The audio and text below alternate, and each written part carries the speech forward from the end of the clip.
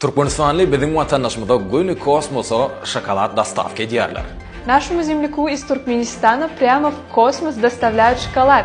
Bunu getirip bilýäňizmi? Bu kosmonavt Oleg Kononenko'da.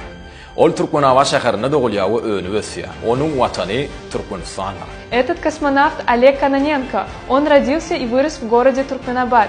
Его родина Туркменистан. Kononenko'nun kiçije gowşuk ýeri bar. Ol süýji zadymygy diýsen halaýa şeýlelikde ýürüýte kosmonavt üçin şokoladly süýjiler progress ýük gemisi bilen orbita eltilýär. У Кононенко есть маленькая слабость. Он очень любит сладкое. И поэтому специально для него каждый грузовой корабль «Прогресс» доставляет на орбиту шоколадные конфеты. Häzirki wagtda Oleg Kononenko ýere dolanyp gelmeklige taýinlanýar.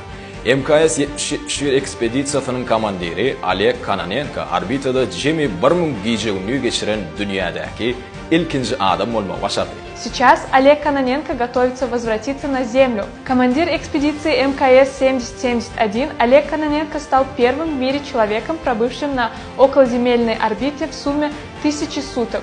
MKS-däki 1 ýyllyk ekspedisiýasynyň 2024-nji ýylyň 23-nji sentýabrda tamamlanmagy bilen kosmonawtyň uçuş wagtynyň jemi 1111 giýje günüde deň bolar. Egerde gonuş wagty 14 saat 58 minut 16 секунда gabat kelse.